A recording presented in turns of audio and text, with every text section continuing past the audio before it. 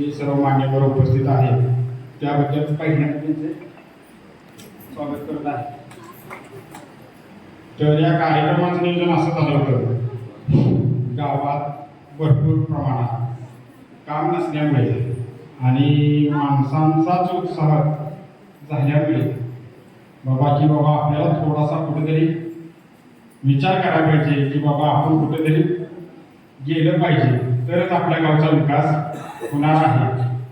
ह्या बाबीकडे लक्ष देऊन आज आपण जकीनवाडी ग्रामपंचायत भाजपमध्ये जाहीर पाठिंब्यासह सामील होत आहे। ग्रामस्थांनी सरपंच उपसरपंच त्याचबरोबर संपूर्ण ग्रामपंचायत बॉडी आपल्या याचा देखील या ठिकाणी जाहीर घोषणा होणार आहे।